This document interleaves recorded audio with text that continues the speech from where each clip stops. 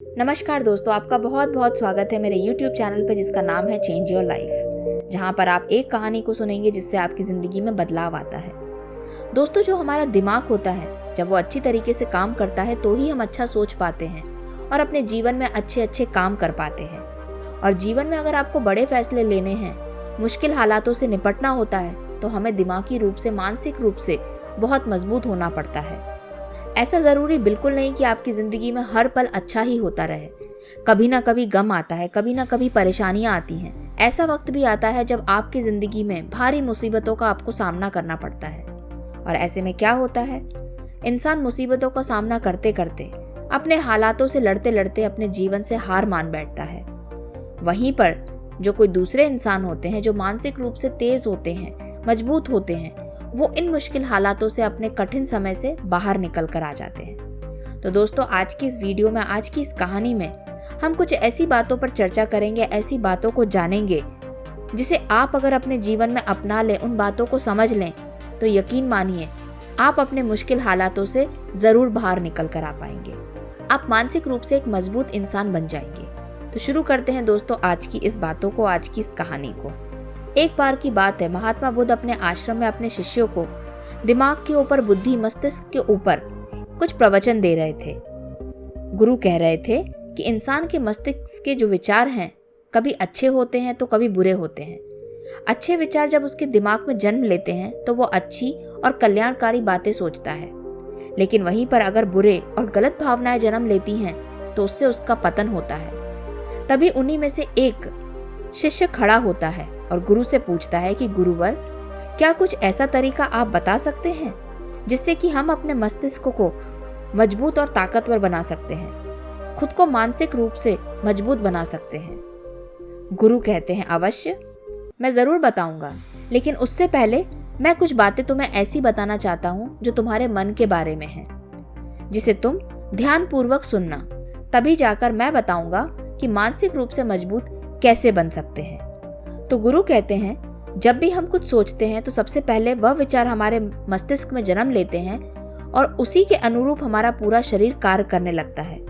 मान लो कि आप कुछ दुख भरी बातें सोचते हैं तो आप बिल्कुल शांत होते चले जाते हैं, आपके शरीर की ऊर्जा कम होने लगती है। लेकिन वहीं पर अगर आप कुछ उत्साह भरी बातें सोचते हैं तो आपके शरीर के अंदर असीमित ऊर्जा बहने लगती है और आप ऐसे में ऊर्जावान दिखाई देने लगते हैं। आप ऐसा खुद महसूस कर पाएंगे। जब आप खुश होते हो तो आपके शरीर के अंदर बहुत सारी शक्ति होती है, आपका रोम रोम खिल उठता है। ऐसा इसलिए होता है क्योंकि आपके अपने दिमाग में कुछ जोश भरी बातें पड़ी होती हैं। शरीर तो वही है आपका, लेकिन जब आप दुखी होते हो तो आपका शरीर बिल्कुल ऊर्जा विहीन हो जाता है। लेकिन जब आपके विचार जोश भरे वाले होते हैं तो आपका शरीर खिल उठता है। यानी हमारा शरीर किस तरीके से काम करेगा, ये सब हमारे दिमाग, हमारे मस्तिष्क में उत्पन्न होने वाले विचारों पर निर्भर करता है। अब तुम सब लोगों को मेरी बातें अच्छी तरीके से समझ में आएंगी, क्योंकि अब मैं तुम्हें बताने जा रहा हूँ कि मानसिक रूप से हम मजबूत कैसे बन सकते हैं। गुरु कहते हैं, अब मैं तुम सब लोगों को कुछ ऐसे तरीके बताऊंगा जिनको तुम अपने जीवन में अपना लेते हो तो तुम अपने आप को एक मजबूत इंसान बना सकते हो। जैसा कि मैं तुम्हें पहले ही बता चुका हूँ कि जब तुम दुखी होते हो तो तुम्हारा शरीर ऊर्जा विहीन होने लगता है, तुम्हारे अंदर की ऊर्जा कम होने लगती है। लेकिन जब तुम खुश होते हो तो तुम्हारे दिमाग के अंदर अच्छे विचार आते हैं, आप खुश होते हो और आपके शरीर में एक अलग तरह की शक्ति बहने लगती है। इसका मतलब यह है कि जैसा हम सोचते हैं वैसा ही हमारा शरीर काम करता है। फिर गुरु बताते हैं, सबसे पहला नियम, मानसिक रूप से मजबूत बनने के लिए पहला नियम है, जो हो चुका है उसकी परवाह करना छोड़ दो। गुरु कहते हैं कि शिष्य, मुझे ये बताओ कि सूर्य किस दिशा में उगता है। तो सभी शिष्य ने एक साथ जवाब दिया कि पूर्व दिशा में सूरज उगता है। फिर गुरुजी ने कहा कि अगर मैं ये कहूँ कि सूरज पश्चिम दिशा से निकलता है तो क्या कभी वो निकलेगा? तो सभी शिष्य कहते हैं, बिल्कुल नहीं, सूर्य तो पूर्व दिशा से ही निकलेगा, हम उसके स्थान को, उसकी जगह को बदल नहीं सकते। फिर गुरु कहते हैं कि मान लो बारिश का मौसम है और अगर मैं ये बोलूं कि बारिश बंद हो जाए तो क्या हमारे बोलने से बारिश बंद हो जाती है? शिष्य कहते हैं, नहीं, ऐसा तो कभी नहीं होता। मौसम के बदलाव की वजह से बारिश होती है और बारिश बंद होती है। फिर गुरु शिष्यों से सवाल पूछते हैं कि अगर मैं तुम लोगों से ये कहूँ कि ठंडी के मौसम में गर्मी पड़ने लगे तो क्या ऐसा होने लगेगा? शिष्य कहते हैं, नहीं गुरुवर, ऐसा भी नहीं हो सकता। ये तो प्रकृति का नियम है कि ठंडी में ठंड पड़ती है और गर्मी में गर्मी पड़ती है। ये सब हमारे बस में नहीं होता कि हम किसी को बदल सकें। तो गुरु कहते हैं, यही बात मैं तुम सबको समझाना चाहता हूँ। ठीक उसी प्रकार अगर जो चीज हमारे वश में नहीं होती या जो बातें घटनाएं बीत चुकी हैं, अगर हम उन घटनाओं को लेकर बार बार परेशान होते रहेंगे या उसकी बहुत ज्यादा परवाह करेंगे तो हम अपनी उन पुरानी बातों को बदल नहीं सकते, उन घटनाओं को बदल नहीं सकते। अगर तुम अपनी बीती बातों के बारे में बार बार चिंता में करोगे, उस चीज की परवाह करोगे, तो तुम परेशान होते चले जाओगे और धीरे धीरे ये परेशानी तुम्हारे शरीर से तुम्हारे मन में चली जाएगी। और जैसे ही मन परेशान होगा, दुखी होगा, उससे तुम्हारा शरीर की जो शक्ति है वो कम होने लगेगी। और ये सब परेशानी से तुम कैसे बच सकते हो? उसका केवल एक ही उपाय है, अपनी पुरानी बीती बातों को याद ना करके अपने भविष्य के बारे में सोचना, आने वाले समय के बारे में सोचना। उन चीजों पे अपना ध्यान केंद्रित करो जो तुम आगे करना चाहते हो, तभी तुम मानसिक रूप से मजबूत बन पाओगे। फिर गुरु कहते हैं कि पहली बात तो तुम्हें बहुत अच्छे से समझ में आ गई कि जो हो गया सो हो गया, उसे बदल नहीं सकते, लेकिन जो आने वाला है उस पे तुम काम कर सकते हो, उसको अच्छा बना सकते हो। अब बात करते हैं दूसरी बात की, कि ध्यान करने की आदत। गुरु कहते हैं कि जो ध्यान करने की आदत होती है, अगर इस आदत को आप अपना लें तो आप मानसिक रूप से बहुत मजबूत बन जाते हैं। गौतम बुद्ध जब सत्य की खोज में निकल पड़े थे तो उन्होंने बहुत सारे उपाय किए, बहुत सारे काम किए, लेकिन उन कर्म कांडों की वजह से उन्हें बहुत ज्यादा कुछ हासिल नहीं हुआ। उनका शरीर दुबला पतला होता चला गया, लेकिन वो सत्य की खोज में लगे रहे। अंत में जब भगवान गौतम बुद्ध स्वयं ध्यान करने की अवस्था में बैठे, धीरे धीरे ध्यान की गहराइयों में जाकर उन्हें वो सारी चीजें मिलने लगी जिस चीज की वो खोज कर रहे थे। ध्यान के जरिए वो अपने सभी विचार पर विजय पा लिए थे। वो अच्छा सोचना चाहते थे तो वो अच्छा ही सोचते थे। बुरे विचार उनके मन में नहीं आते थे क्योंकि उन्होंने अपने मन पर काबू कर लिया था, और मन पर काबू ध्यान के वजह से ही किया जा सकता है। अब बात ये आती है कि ध्यान करने से होता क्या है। जो व्यक्ति निरंतर ध्यान करता है, रोज समय पर ध्यान करता है, उसका मन और जो मस्तिष्क होता है वो शांत हो जाता है। और जब मन शांत होता है तो आप जो भी काम अपने जीवन में करना चाहते हैं, आप उस काम में अपना पूरा मन लगा सकते हैं। अगर आपके अंदर ध्यान करने की आदत नहीं होगी तो जब भी आप अपने काम में लीन होंगे, जब भी आप अपना काम की शुरुआत करना चाहेंगे, तो इधर उधर के विचार आपको परेशान करेंगे कि ये काम कैसे होगा, इस काम में क्या परेशानी आएगी, अगर ये काम बीच में रुक गया तो क्या होगा। जब ऐसे विचार आपके मन में आ जाते हैं तो आप अपना ध्यान काम पर नहीं लगा पाते, और जब काम पर ध्यान नहीं लगा पाओगे तो वो काम खत्म कैसे होगा। तो इसीलिए जो व्यक्ति समय से ध्यान करता है, अपने मन पर काबू करने की कोशिश करता है, तो वो अपने काम में हमेशा लगा रहता है, इधर उधर के विचारों से वो बच जाता है और उसका काम जल्दी खत्म हो जाता है। अब गुरु कहते हैं कि शिष्यों, तुम्हें दो बातें अब अच्छी तरह से समझ में आ गई होगी।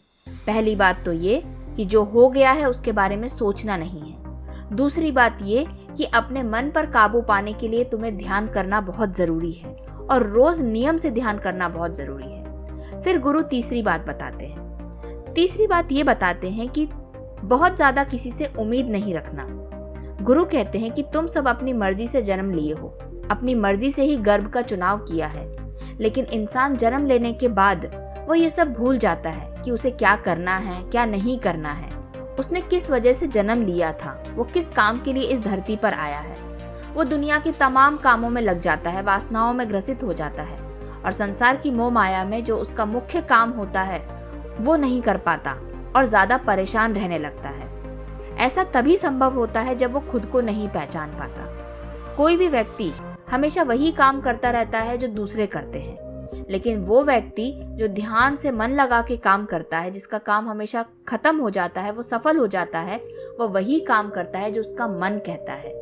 तो मन आपसे तभी आपसे कहेगा कि तुम्हें ये काम करना है जब आप खुद को पहचानोगे, खुद के बारे में जानोगे कि आप कौन हो, आपकी क्या इच्छाएं हैं, आपको क्या पसंद है, क्या नहीं पसंद है। जब हम खुद को जान लेते हैं तब हम अपने काम पर पूरा ध्यान केंद्रित कर पाते हैं। और जो व्यक्ति खुद को जान लेता है, खुद को पहचान लेता है, वो कभी दूसरों से उम्मीद नहीं लगा के बैठता।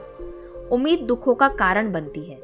जितना ज़्यादा आप दूसरी चीज़ों पर उम्मीद लगाएंगे, लोगों से उम्मीद लगाएंगे, उतना ज़्यादा दुख आपको मिलेगा।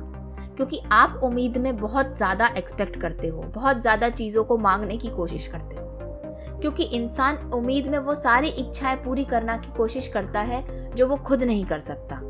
और जब उम्मीद टूटती है तो उसको ज़्यादा दुख होता है, क्योंकि वो पहले से मन बना लेता है कि मुझे ऐसा मिलेगा, और जब नहीं मिलता तो दुख सभी को होता है। इतनी बातें सुनकर एक शिष्य खड़ा हो जाता है और कहता है कि बिना उम्मीद से, बिना आशा से कैसे जिया जा सकता है। हम सबके मन में कुछ ना कुछ उम्मीद तो रहती है, किसी चीज़ के प्रति, किसी इंसान के प्रति। उसे हम कैसे हटा सकते हैं? अगर मुझे जीवन में कुछ करना है, कुछ बड़ा करना है, तो उसके लिए मैं कुछ उम्मीद तो रखूंगा। बिना उम्मीद के मैं कैसे जीवन जीऊंगा? इस बात का जवाब देते हुए गुरु कहते हैं कि कुछ पाने की लालसा, कुछ बड़ा बनने की लालसा जीवन में जरूर आपको ऊंचाइयों तक ले जाएगी। कुछ बड़ा बनने के लिए लालसा खुद से होती है, ना कि किसी वस्तु विशेष से।